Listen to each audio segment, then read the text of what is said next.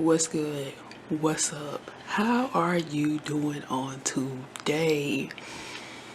You may be watching this on a different day, and you may be watching this on the same day that I've dropped my other two videos. I've started back doing my reactions, so tap in. I'm still doing my good day videos, so definitely continue to watch the good day content because one, it is a good way to just sit and vibe and have some ideas and some things sparked within you that either one, you actually have been working on and it's some things that you just didn't think about, or it's something that you have never considered and it sparks the interest within you. So with the good day content, it's a lot of different things. Sometimes it is just me coming on and just saying hey, and just telling y'all what's been going on with me, and then sometimes I have something specifically that I need to say, and that's what happens. So again, it's always good, as I stated in my last video, it's always good to have multiple resources when it comes to information, and don't rule anything or anyone out. Hear them first. If then cool.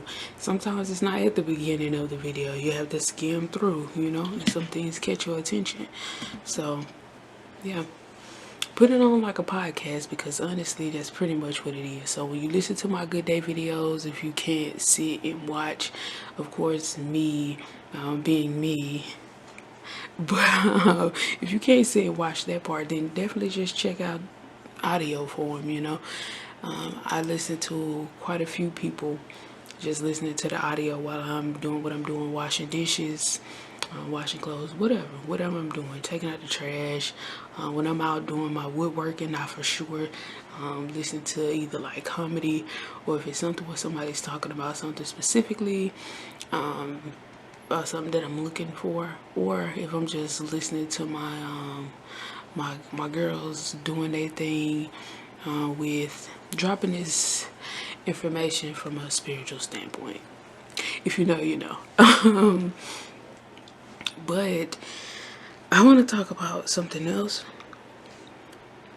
as well. What I'll be doing is reacting to a video about genealogy. I believe isn't it genealogy? I believe it is. So, meaning how you pronounce the word. So, it's been, let's see, a long time. I think my interest kind of started a long time ago, but I never really fully looked into it. I know my mother's mother's mother, so my great-grandmother's mother, she passed when she was young, and I was always interested in knowing her story and knowing her background and kind of where she came from and different things, in terms of what she experienced, you know what I mean? And having them, my great grandma as well as aunts and uncles, right? It's only, was that one? Yeah, it was them too. Now it's only one that's still living, and that's the one that a lot of them looked at, a ways. And I can get it on both ends, on his end and on their end, but at the same time, the reality is the reality, and he was speaking about things that they didn't want to hear and they didn't want to face, because the reality is they just want to play a part in the worldly things. So I mean, you can't, and not to say he wasn't doing what he was doing, because I don't really know, but I'm pretty sure he's human. So yeah, but he just talked about certain things, man, that more so is along the lines, I'ma just say like Black Panther-ish, more along the lines of activism, those types of things, right? And corruption when it comes to the military and the aid for veterans. So yeah, I was about to say something, but yeah, I ain't even about to start thinking like that. Long story short is, you got a side, you pick your side. You want to keep acting like none of this exists, that's one thing. Two, if you just want to be a part of it and you want to play and get what you get, that's another. You know, and then also just the thing, I'm just not going for none of it. You know what I'm saying? I'm just going to do whatever I do in this world. Don't nothing exist but me. Got people like that too, which, you know, that is what it is. But so yeah, man, I've been wanting to do my family history, and I just pointed out the fact that he's still the one that's living. Not to say that they didn't do something in particular in life, you know, but I'm just saying it's interesting how things go. You know, it's just interesting. So anyway, I've always wanted to kind of know her background, know her history. Me and him used to have certain conversations about family history and some of the things that happened in the past, and just how closed off. To my knowledge, I'm completely African American.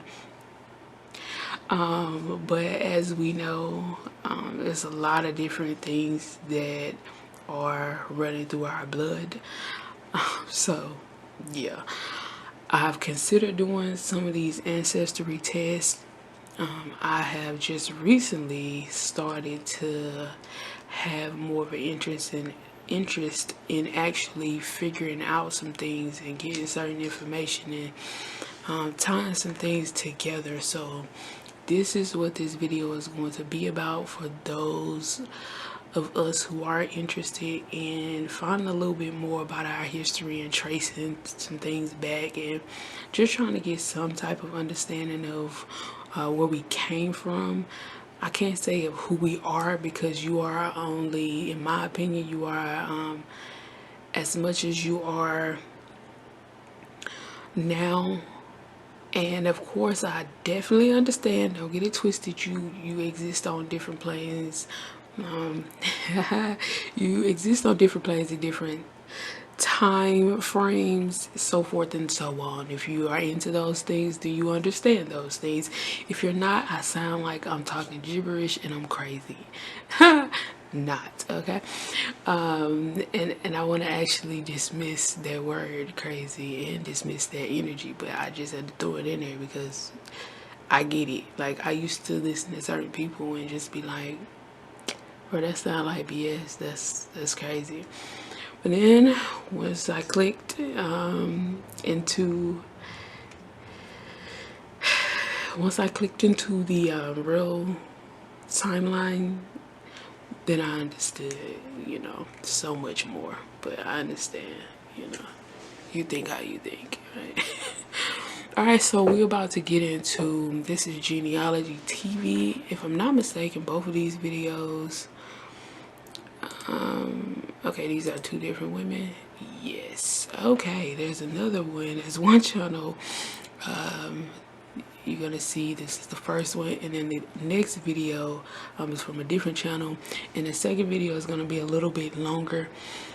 But this first video is going to talk about, she said, 3 quick tips on finding hidden ancestry records. So I'm going to look into this, and I also need to save this video if I have not already, and I have not.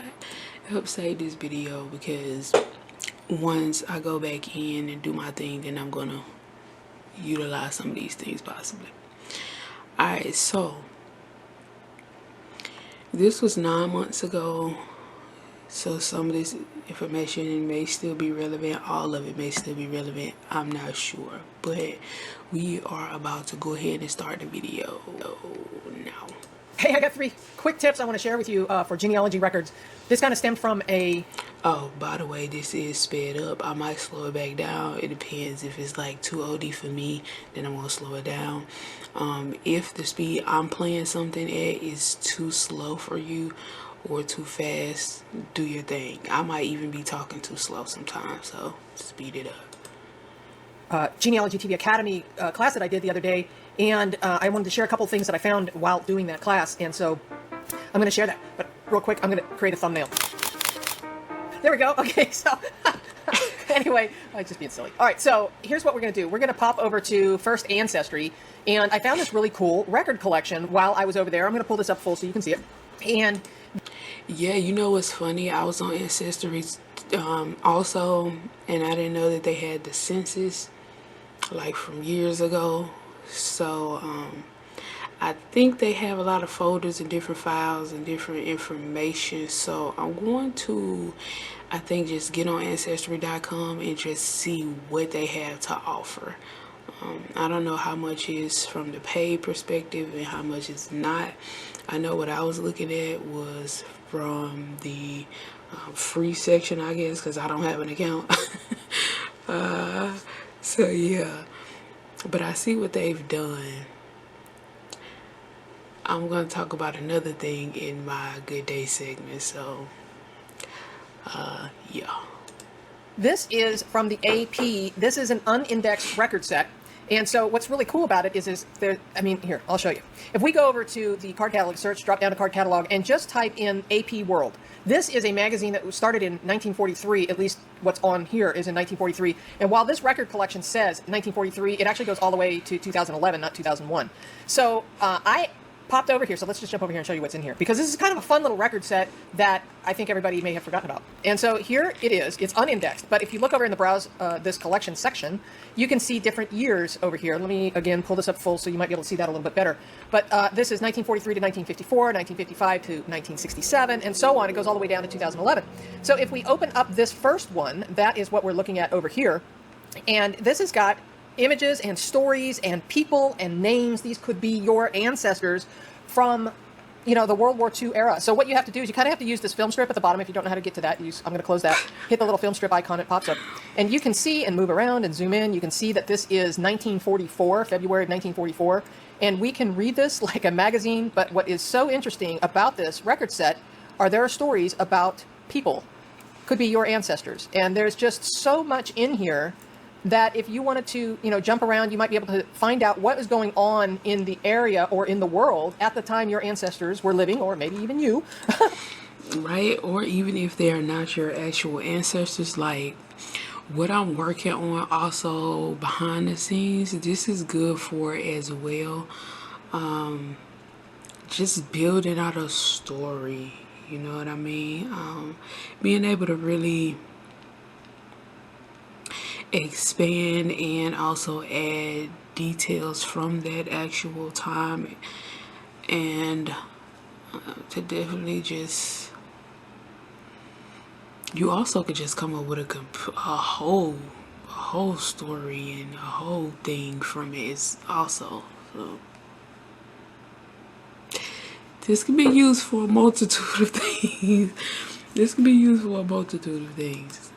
This one's March 1944. So I reached out to Ancestry and I said, hey, I tripped across this record set. I completely forgot about it. And I said, this is not indexed. And you can tell because the little people icon here is grayed out. There's no way to click on an index because it's not indexed. But boy, there are names in here. This would be perfect for the AI technology or the optical character recognition technology that Ancestry now has. And so I reached out to someone at Ancestry and I said, hey, this is really a great opportunity here that we could find some pictures of our ancestors in this collection if it were indexed. And so I think that has gotten forwarded. Hopefully, we'll pray that this happens, because there's just an incredible amount of really great information in these records. Look at this. This is May 1944. And sometimes I've read some of the stories in here about the AP journalists and what they're doing to cover the war effort and stuff during World War II. There's just a ton of pictures. It's really, really fun reading, and you can just kind of cruise through and see what... I also do want to be real while I'm watching this, because this is cool and all, but I want to be real, because when you know that your history is a little bit more difficult to come across, you have to keep that in mind. And also understand that different websites, not to say that they are or are not, But different websites also are in alignment with certain restrictions or suppression of certain information. And if you are of a certain descent, then you would possibly want to look at other options as well. Because again, we like multiple resources. We're not gonna just throw something out just because we think it's not beneficial. Go and check it out and see. You never know, again, what you can actually come up with from going through this information, and what it may be tied to. So always keep everything, all resources in your arsenal in the back, But I just want you to be mindful that some places, some sites, they are a part of the problem with allowing you to move forward in what it is that you are trying to seek. What's going on. And so anyway, you can use that hop, skip, and a jump method that I teach about how to jump around and find your records in any unindexed record. So that's AP World. That is 1943 is actually to 2011. And so that's one tip. And, and if you really want to figure out what's going on, let's say your ancestor, you want to find out what's going on toward the end of the war, you can skip ahead and find, you have to kind of find the front matter, because some of these early ones don't have a date at the bottom. So you have to find the magazine cover to figure out what the date is. There's August, September 1944. And some really cool stuff in this little collection from the Associated Press. And so I think I just that was the laptop back in the day, the typewriter. Then just to think that as wild, people was writing notes to their family members and their loved ones and stuff. Then when you think about communication, man, we really do got it good, for real. How people used to have to wait months and months, and even sometimes years, before they even received a letter from someone that they love. That's tough. That's tough. Love had to hit different back then, for real. That's why I talk about, like, we really do have access to too much, and sometimes to each other too much. I feel like the importance of having a break from people is even more magnified now, especially because we have, again, so much access to one another. Needing a break is that's why it feels so necessary. It feels so necessary to just need a break. I need a moment. Give me 1 second, because something just came up that I have to write down before I forget.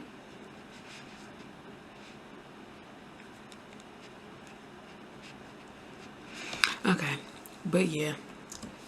Fell in love with this little collection, thought it was so cool, so I wanted to share that.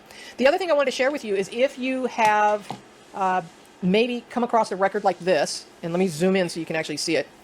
And you see this FHL number. If you're not familiar with FHL numbers, that's the Family History Library film number. And here I have a record where there is no image, but there's an FHL number. So what you can do is jump over to Family Search, which is where the Family History Library reference number is going to. Make sure you're logged in, go to search, go to, search records, not the card catalog, and then hit more options. And then here it says, let me see if I can zoom in so you can see that really well. Where'd it go? There it is. Image group number. And then you type in that record number. So here I'm going to copy this. I'm going to come over here and Control-C to copy that from Ancestry. Go over to Family Search and plug that in and hit search. And now I'm going to back out so it's not quite so big. And we can search. In this case, I was looking for John Simmons. So then I can search his name now that we're in the right role. And go Simmons. And hit search. And there he is. I happen to know that because I've already been here once. But there's John Simmons, and he's in the right place at the right time. This says that he's in the World Collaborative Tree over there at Family Search. You know, it's one big world tree. This says that there's an image attached to it and that there's indexing details. We can click on that and see that there's more indexing details. Now, in this case, the image is taking us off-site. It's taking us over to West Virginia culture.org, which is the West Virginia State Archives website. I'm not going to go there right now, but I'm just telling you that you can pop over there and take a look at the original record. So that's pretty... See, that's what I need to do also, and I started trying to, but when I was doing my searching, it was kind of leading me in a different direction for a different thing. So they kind of threw it off, like went to the grave site type of situation. Yeah, I just got out of there before I even really fully got into all of that. And that way I wouldn't get off track, girl, because I get off track and go into another part because I'm like, last video I told you connect the dots be connecting, and then I'm trying to jump from this point to that point because they connect, but then there's also another point that's connected to this point. So you just gotta slow it down. Slow your roll. Pretty cool. If you find that FHL number, make sure that you go. But this is just also another representation of what was stated, the fact that you are going to need multiple resources. So keep that in mind and keep that in your Go over to Family History Library and look for it, because a lot of times it's actually right there at the Family History Library website on Family Search. And so in that particular situation, it's taking us to the state archives, but most of the time it's right there at Family Search. So that is all I have for you today. Please hit the thumbs up and subscribe so you get more details like this one. All right, we'll see you. Bye. All right, so that's it for that video with her. We appreciate it. Thank you, ma'am. If you want to look more into whatever it is that she has to offer, you can definitely go to her channel right here, and you can hit that good subscribe button. Okay, all right, so on to the next video. And this video is going to be about, let me scroll up, there you go. I can use ChatGPT for genealogy with accuracy. I'm very interested in this. This one was a year ago. I'm for sure interested in seeing how this goes. But yeah, all right, we're gonna go ahead and get into this video. About people using AI, artificial intelligence, with disastrous results. So it might surprise you that you can use AI and things like ChatGPT successfully in your genealogy research. Let me show you how. It's important first that we understand the terms that we're talking about. AI, or artificial intelligence, is the overarching field. As IBM defines it, artificial intelligence is a field which combines computer science and robust data sets to enable problem solving. I've seen a lot of people say recently, well, I would never use AI in my genealogy. Chances are you probably already have. For example, when you start typing a search into Google, and Google starts to give you a list of possible things that you're searching for, that's a form of AI. Family Search also uses AI. One example is when you're looking at a profile in the Family Search family tree, and it has that section that says Research Help. Family Search has analyzed the profiles in the family tree and have determined that couples who were living in this time period in this location typically didn't have children further apart than 3 years. So when it sees on this profile that there are children who are spaced further apart than 3 years, it's suggesting, hey, there might be another child in the middle. Ancestry also uses AI in a variety of ways. You might think immediately of Ancestry's hints, and you wouldn't be wrong with that. But they also use AI for things like the newspaper.com obituary index. Ancestry doesn't have a team of people going through individual newspapers and figuring out which articles are obituaries. Instead, Ancestry is looking at individual articles and looking at the language. And if an article has a lot of words like died, buried, cemetery, survived by, chances are good that that's an obituary. This analysis of language is more like the AI that has a lot of people riled up right now, and that's with tools like ChatGPT. So what is ChatGPT? Well, the chat refers to how you interact with it. You type something, it types something back. It's very much a text-based chat. GPT stands for Generative Pre-trained Transformer. And I know that sounds really technical, but it really describes what it is. Kind of keep that in the back of your mind because it's going to make sense here in just a minute. To use ChatGPT effectively for your genealogy research, you really have to understand what it is and what it is not. ChatGPT is not a search engine. It's also not a fact checker. ChatGPT and other tools like it, like Bard or Bing Chat, are built on what's called a large language model. Basically, a large language model takes a huge data set. In the case of ChatGPT, they used literally billions of publicly available web pages. And then they analyze it to see how language works, what the patterns are of language within certain contexts. ChatGPT takes what's in the prompt and compares it against the training set. It then gives a reply in words that it thinks has the highest probability of fitting the pattern in that context. Basically, exactly why when you do ask it for information or to generate information, then you have to be very detailed in terms of course, your intents, even stay in tone, even stay in certain locations, different keywords like you just need to put in order to get what you are wanting to get out of it, but not in order for it to be effective. To be clear, this technology is not new. If you've ever gone onto a website and you start with an online chat and you ask something like, "Are you going to be open next Monday?" And immediately it gives you that answer of, "Hey, here are our store hours." That's an example of a large language model. It takes that prompt, analyzes it, and finds what most closely matches what would be an expected response for that. What's revolutionary about ChatGPT, Bard, and other similar tools is that for the first time, people who aren't programmers have access to this technology. You don't have to program anything in ChatGPT, you just work with it in natural language. By far, the biggest mistake that I see people making with ChatGPT is treating it like Google. When you create an account on ChatGPT and you log in, you're going to see a box where you can enter your prompt. And it looks a lot like a Google search bar. I suspect that that's where that lawyer got into trouble.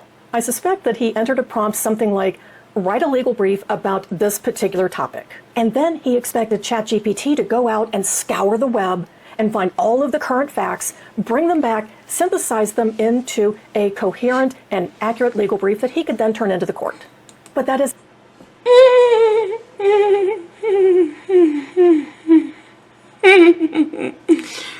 Well, first of all, I will say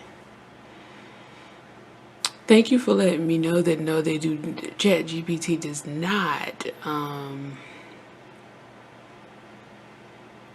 It does not necessarily use the information available on the World Wide Web. World Wide Web. That's yeah. This is the first time I've said that, and I've really thought about it like from that perspective. Like it just hit me like a ton of bricks.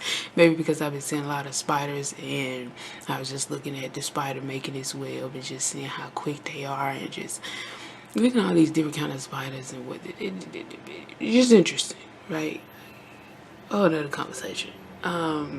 So funny. But it is good to know that ChatGPT, okay, it's not necessarily like Google where it does not just pull information from what already exists and gives you that related searches information or options of information that may be related. What it does, it takes what you put into it and creates something new to a degree based on what it is that you've asked for. So cool to know the difference, right? and how ChatGPT is designed to work. He asked for a legal brief. So that set the context for ChatGPT.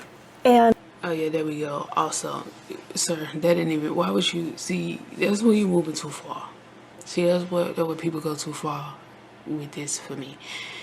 Please remember that you are in a position where you have to do some real work, and you can't allow AI to do everything 100%. That's just like some of these AI videos. Like as we know, even when they creating pictures, like some of it is off and some of it is just not distinct enough. Like you would have to put in a grocery list of differences in order for it to accurately depict how much we differentiate from one another. For example, in the picture with Trump, picture with Trump and the black people, like most of them women had basically the same style of hair.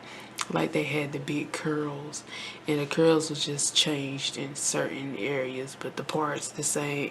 And like, yeah, it didn't have a lick of different flavors, and all of the women looked like they could have been sisters. So Same thing with the one with the dudes. All of them look like they could have been brothers. May have been like two who looked a little different.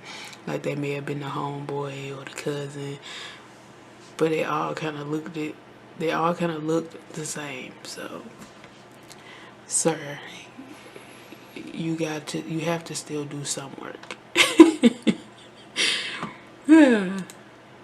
And ChatGPT probably looked in its training set and saw, oh, things that are legal briefs have these things called citations. And these citations usually have name versus name, a bunch of numbers, and a year. So that's what it gave him, because that was the type of language that's expected. Again, we're talking language, not fact-checking. But genealogy is all about being accurate. So how can we use ChatGPT and similar tools and still be accurate with what we're getting? We're genealogists, we like facts, and we want things to be accurate. So sometimes what some of us do is we will test the new thing. And we will give it either a name that we already know is in that data set, or in this case, we'll ask it a question that we think is easy. A question that it should know the answer to. But if I enter a question like, when did Ohio birth records start? ChatGPT is going to give me a response that, in terms of language, it makes sense. In terms of fact, not quite. Here's a vital thing to know about ChatGPT prompts. If the prompt that you're using is something that you would otherwise have typed into Google, it's not a good prompt. Use Google for those kind of things. That's what it's designed for. Just like you wouldn't open up PowerPoint to send an email, don't use ChatGPT for some... Yeah, I don't ever really use ChatGPT to do full-on research of something that is. I use it to help develop something fresh, something new from what exists, if that makes sense. Something that you other... So my thought process going into it was accurate. Yeah. Because even if once you do the research, once you type in whatever you're looking for, and it brings up the stuff, if you read it, you can kind of tell that it's structured to kind of stay within a certain realm. So yeah, like it's not even going to give you certain things and certain information. So yeah, just use it as a basis and a start point. Otherwise would have used Google for. So what does make a good ChatGPT prompt? It's going to be things that are based on language, on concepts, on transforming things. I really like ChatGPT for idea generation. I asked it recently to compile a list of 10 activities for a family reunion. I got the list, and there was an item on there that I really wanted a little bit more detail about. Number 2, that family Olympics. That sounded kind of intriguing. So what I can do is continue this chat. And I can ask ChatGPT, give me more specific ideas for number 2 on the list, family Olympics. Is this the most authoritative, definitive list of activities for a family reunion? No, but it is a good list to get you started and help you generate some of your own ideas. We have to address ChatGPT and it making up facts. One of my great-great-grandfathers is John Peter Kingery. John Peter Kingery was a pretty average, you could probably call him obscure individual. If you're sharing a hotel room with friends, you're also sharing a bathroom. And there aren't going to be massive amounts of references to John Peter Kingery in ChatGPT's training set. With this prompt, ChatGPT has no context. He lived, doesn't know where he lived, knows nothing about his life. All ChatGPT knows is that I asked it to write a biography of a person with this name. And that's exactly what ChatGPT did. There's nothing in this biography that's correct. But I wouldn't expect it to be. I gave ChatGPT absolutely no... Yeah, and then also, I mean, come on, like, how many Johns is it in the world, right? That may have that same last name. And so even if it did come up with something, why would you expect for it to be accurate? Not her, but in general. Why would you expect it to be accurate? Even when you do a Google search, you still have to go through and find out which one is in alignment with what you are actually looking for. And the information that you know to be true And of course, you're just after that comparing to see what's not true, or building up information to see what correlates and what doesn't, to see what you can throw out or what you can put together. So, girl, but it's understandable why people would think, especially if they never used it also. Context to work with. And let's say that my ancestor was somebody famous, somebody that ChatGPT would have somewhere in the training set. Even then, ChatGPT really doesn't have a good way of differentiating between people who have the same name. So you're kind of setting up ChatGPT to fail when you give it a prompt with absolutely no context like this. I didn't want to leave it at that. So I put together a short little document that had the basics of John Peter Kingery's life. And I also added a couple of extra facts, including that he served in the one. Now this is just about to be interesting in general to see how they do this, because now it's just making me wonder. Okay, so it has to be a set of information that's already been put into the database in order for it to pull from or to make decisions from. It's like having its own knowledge base, and you can only come up with things that you understand to your own extent. You know what I mean?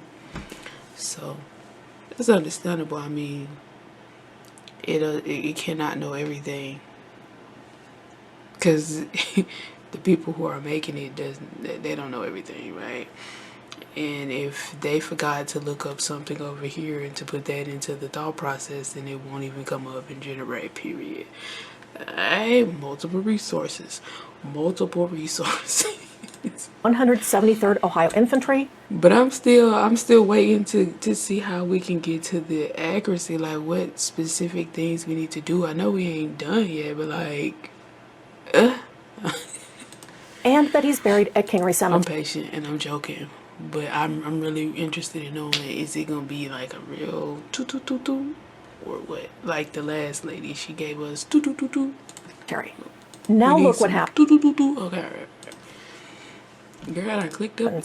when I give ChatGPT the prompt of, using these facts, write a biography of John Peter Kingery. Honestly, it took me longer to type up the facts to put into ChatGPT than it took for the biography to be created. There are some things that I was really impressed with. First, it correctly identified that John Peter Kingery served in the Civil War. I had not mentioned that in what I entered into ChatGPT. I just said that he served in the 173rd Ohio. I was also impressed that even though that fact was at the bottom of the document, it moved it up to where it fits chronologically in the biography. Is this a perfect biography? No. There's some editorializing and a little bit of embellishment that I'm not quite comfortable with. But you know what? This makes a fantastic first draft. I can now take this biography out of ChatGPT and I can edit it myself. But I know that the facts that are in this biography are correct because I am the one who told ChatGPT to include them. I didn't leave it up to ChatGPT to just go make up stuff. When you're wanting ChatGPT to create something like this, the more specific you can be and the more details you can give it, the better the response is going to be. And speaking of responses, which do you think your family would be more likely to read and enjoy? A chart on Ancestry or something that looks and reads like a biography? I understand, but like, so basically what you're telling me is,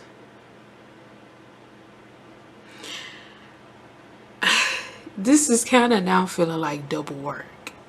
You tell me how you feel. This is kind of feeling like double work, because if I'm going to be giving it the basics that it needs, right?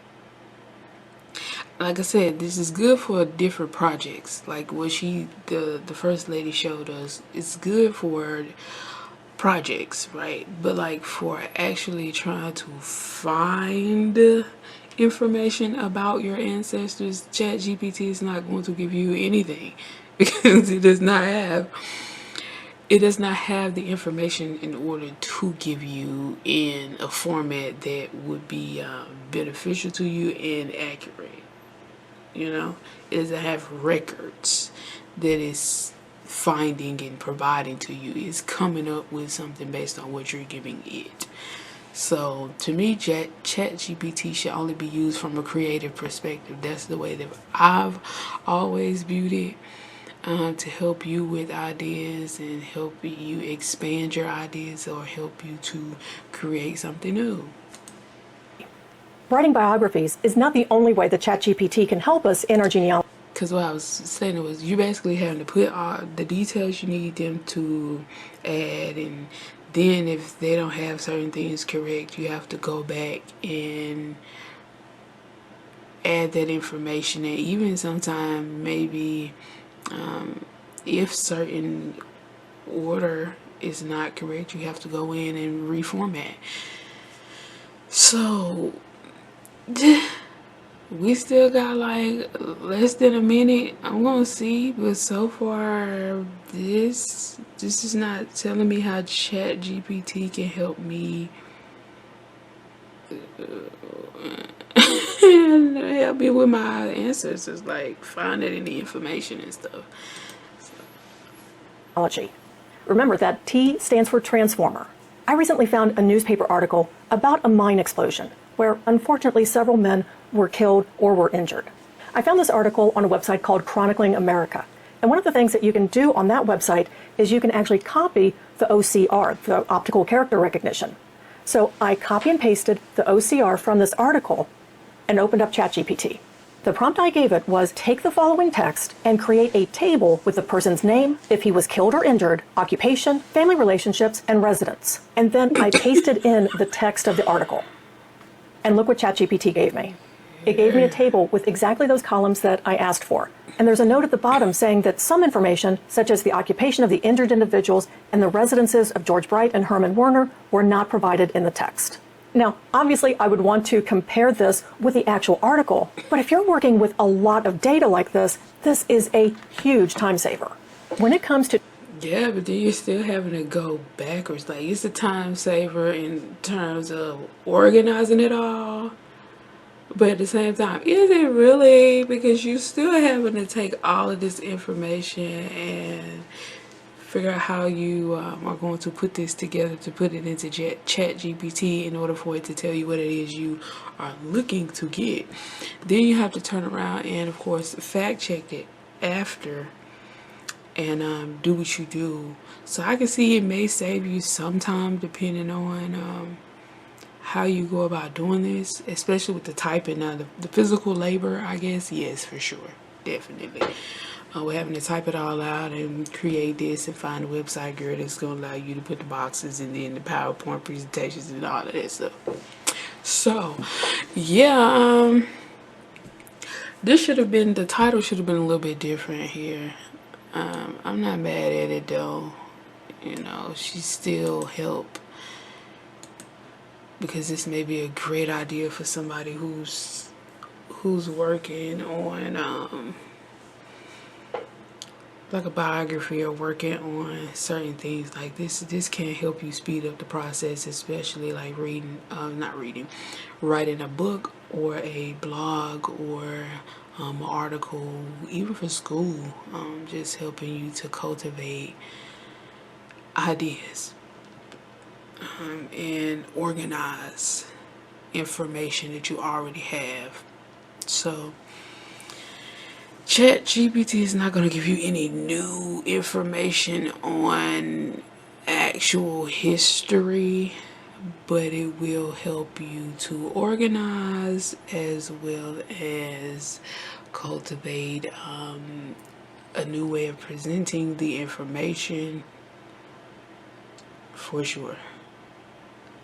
And different ideas, of course, about other things and so forth and so on. But I'm going to listen to the rest and we're going to see. tools like ChatGPT, Bard, or Bing Chat, we are just scratching the surface of how they can help us in our genealogy. There are so many tools that we can use in our genealogy research. Check out the video on screen right now to learn about another tool that can help you find more of your family tree. And go out and make some great discoveries. Alright, so yeah, I've said all I need to say. She said all she needs to say. I think this was good to just help you understand what more you can do with ChatGPT. But honestly, to me, this gives very much just a promo for ChatGPT than anything. yeah, my opinion for sure. But like, yeah, it's giving more of that than anything. But hey, you know, it is what it is. But this has been interesting. I think the First Lady helped us out the most. I think she gave us more of what it is that I was actually looking for, in terms of giving you all some information and helping you out. I don't watch all of these videos before I react. There are some, because I mean it only makes sense to figure out, if it has some value, or if there's something specifically that you want to talk about that correlates to what's going on in your current life. Because I'm not just a reactor. Like, this is not a reaction channel. This channel is about health, healing, as well. And health and healing is tied into one. As well as gardening, as well as woodworking, and me, right? Me meaning all of those things. So with health and healing, I talk about healthy mental, with healing, of course, like healing your family, man, just from learning your history, whether that's short term or long, your long extended history, or something from within the last year, or whatever. So yeah, man, you also heal from mental health, blah blah blah, yada yada, right? So just what I do play out in a multitude of ways. So yeah, yes. So hopefully I was able to give y'all something, girl, something, because yeah, we going here. Yeah, hopefully I can give y'all something, because we need some information, honey. It's just also different ways to help move us forward and